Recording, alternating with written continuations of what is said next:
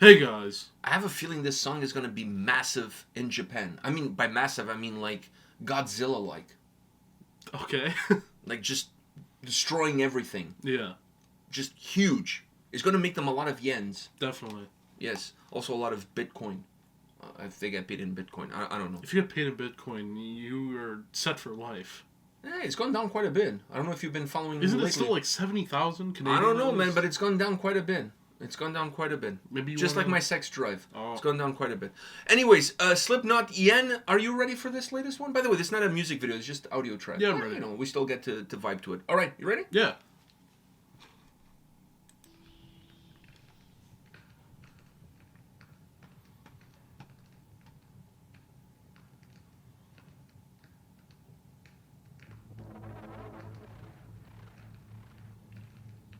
Someone's really getting into some bubble wrap. I thought it was fire. Aw. Like wood burning? I think that one's a better one. Yeah, like you thought it was somebody Popping bubble wrap, yeah.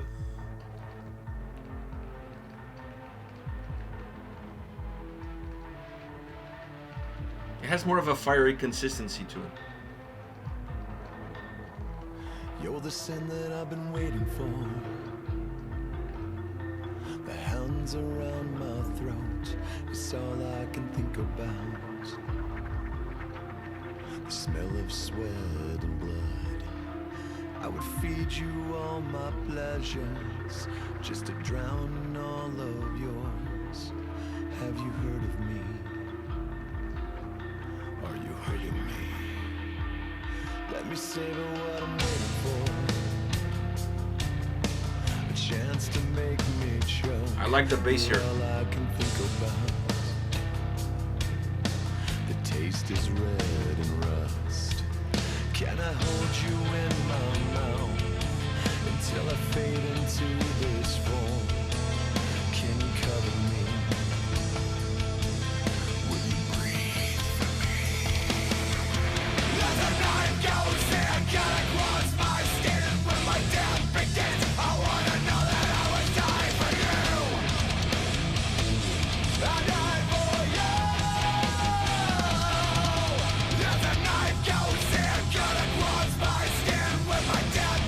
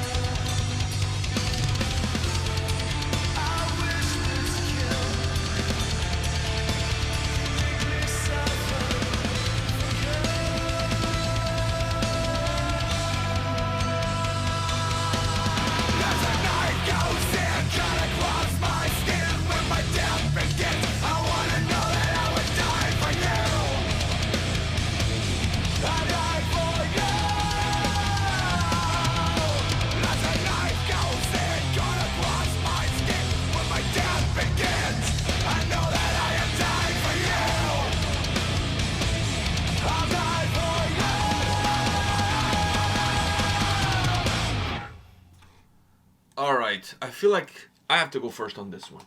Let me say this. From a lyrical point of view, this is like a doom new metal song.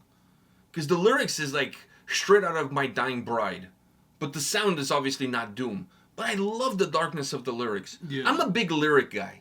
I've always been, I always will be, and that's one of the reasons why I'm not a huge fan of instrumental tracks or instrumental albums, like bands that just do instrumental. I enjoy it, but it never really captures me. It has to be a really good record to capture me. Now, watching it live is a completely different story, but I'm talking about just listening to it. The lyrics on this track are outstanding. Now, you can make an argument, this is, I'm not a fan of this song, this Slipknot track is not my favorite. Whatever, you can make any argument that you want to make. I actually don't think this is going to be a great song live, in my humble opinion, because it doesn't have the ability to give you that energy that you need when you're watching Slipknot live. So I don't think this is going to be a great Slipknot live song, my humble opinion once again. But as far as a track that I want to listen to, fuck yeah. You know what's funny though? This is I know this is this is going to sound very bad to any people who listen to Slipknot very often, but I'm not You're not a maggot. That's what you call a Slipknot fan. Oh, I listen to Slipknot. You not even knew that, so you're definitely not one. You're definitely not one. I listen to Slipknot. I mean, we've seen them live and stuff. I enjoy their music, but I'm not like a diehard. You're not a maggot. Exactly. Your face was epic. I don't know why. Maggot just sounds like very too close to other words, especially Okay, whatever. Anyways, let's stay on topic. And I gotta say, this is probably one of my. I saved you right there. Let's stay on topic. What do you mean? I was gonna say MAGA. Oh, I thought you were gonna say another word. Yeah, I know. There's another word. But I'm gonna say. Okay, no. Let's fucking. Oh, okay. All right. This is. Are you okay? I'm sweating here a little bit. Why? Because you thought something else. Okay, let's go. Anyways, yeah. This is. I don't know why I'm tripping over it, but this. So what's your point? Out of all the Slipknot songs that I've heard in your life, in my life, which is not many, but well, it's quite a bit. I mean, you saw them live. At least 18 songs they played on the set list. You've heard 18 songs. And I knew like half of them. You knew more than half of them. Yeah. Yeah. This is one of my favorite songs from Slipknot that I've ever heard. Just because I like the feel of the song and the lyrics. Maybe it's that doom vibe that I'm talking about. It's that doom. I making you want to cut your wrists. I like doom music, so this is pretty good. This is one of my favorite songs I've heard from Slipknot. Yeah. So I'm sorry, I'm trembling while saying that because I know for a fact. People are gonna go mental. But what let me all put the worms out there. Not worms, maggots. Worms. Oh fuck. Anyhow, going back to what I was saying earlier about this track, the feel that it gives me. I still think it's not a live song for Slipknot. Oh no, definitely not. I've never been a maggot. All right, I've never been a big Slipknot fan, like a diehard Slipknot. Woo, Slipknot tattoo. I've never been a huge I've appreciated their music over time. Yeah, but I was always never been a big new metal guy. I'm not a big Korn guy. I'm not a big Limp Bizkit guy. New metal was. I enjoyed it. Big in it, but it was not. I enjoyed it, but it was not like my cup of tea. It was not my thing necessarily. So I've never been like a huge diehard Slipknot fan. I've actually listened to more Slipknot since we started the channel because obviously we've covered them quite a bit on the channel. Having said all of that, after seeing them live, I actually really enjoyed their live performance. Same. And they're the kind of band that every time I have a chance to go see them live, I'll fucking go because they put on a show. Yeah. They put on a fucking show. They're one of those bands that for me, I enjoy them live more than I do listening to their studio stuff. Because I don't think you get the essence of Slipknot until you see them live. Because there's a show within the show. Yeah. Phenomenal live band. Like I said, if I have a chance to go see them, I'm always going to take that chance and I'm going to go see them because I truly enjoyed their show. They put on a great performance. But I still, listening to them studio-wise, I'm really picky the songs that hit it for me. And funny enough, some of the songs that don't hit it for me in studio, listen to them live, they're really fucking phenomenal. Yeah. They're fucking phenomenal. So, to me, Slipknot for me is a live band, and I really want to see them live more than I want to listen to anything in the studio. Having said all of that, I go back to what I started this discussion with.